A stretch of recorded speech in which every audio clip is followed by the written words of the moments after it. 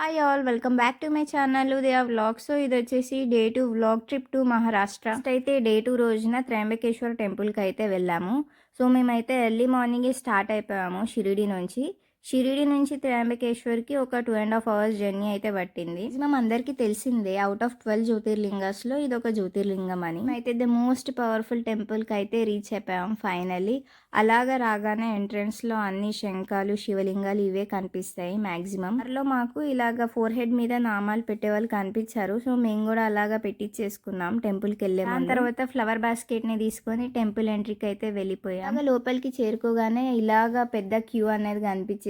So క్యూలో అయితే నించున్నాం. Obviously Trimbakeshwar temple అంటే చాలా రష్ ఉంటుంది, వీక్ డేస్ అయినా వీకెండ్స్ అయినా. ఇలాగా క్యూలో ఉండి మొత్తం టెంపుల్ అవుట్ సైడ్ వ్యూ అయితే రికార్డ్ చేయగలిగాను. టెంపుల్ ఆర్కిటెక్చర్ అయితే చాలా బాగుంది. అయితే చాలా మంది క్యారీ చేశారు, కానీ ఎప్పుడైతే లోపలికి వెళ్ళామో లైక్ టెంపుల్ లోపలికి వెళ్ళామో చాలా మంది రికార్డ్ చేయలేదు. అండ్ నేను కూడా రికార్డ్ చేయలేకపోయాను, ఎందుకంటే చాలా రష్ ఉంది. దానికైతే దర్శనం చాలా బాగా జరిగింది.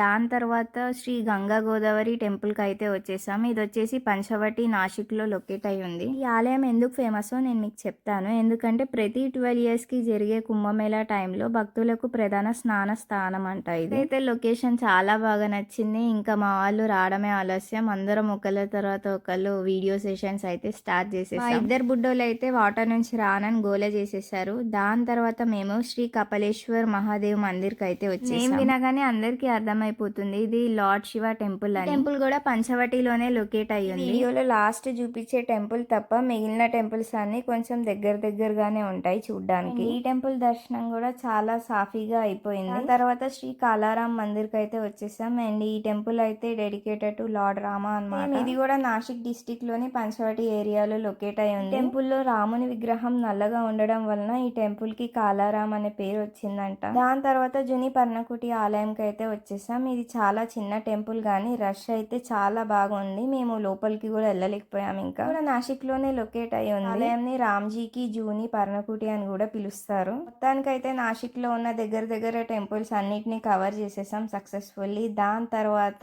ఇంకొక టెంపుల్ కి అయితే స్టార్ట్ అయిపోయాం. నుంచి ఒక 60 kilometers డిస్టెన్స్ లో ఉంటుంది. అదే సప్తశృంగి టెంపుల్, చాలా ఫేమస్ టెంపుల్ కి రీచ్ అవ్వడానికి వే అన్నమాట ఇది. సో ఇక్కడ టికెట్స్ తీసేసుకొని స్టార్ట్ ఎందుకు ఇంత స్పెషల్ ఏంటి అంటే సతీదేవి యొక్క రైట్ ఆర్మ్ అయితే ఈ రీజియన్ లో ఉన్నట్ట. అండ్ ఇది వచ్చేసి ఒక హాఫ్ శక్తి పీఠం. ఫార్చునేట్లీ ఫుల్ లెంత్ వీడియోలో అయితే శ్రీ సప్తశృంగి టెంపుల్ అయితే చూపించలేకపోయాను, ఎందుకంటే ఫుల్ రష్ ఉండడం వల్ల. బట్ షార్ట్ లో అయితే నేను ఒక బిట్లో అయితే చూపించగలుగుతాను. అది తొందరలోనే అప్లోడ్ చేస్తాను.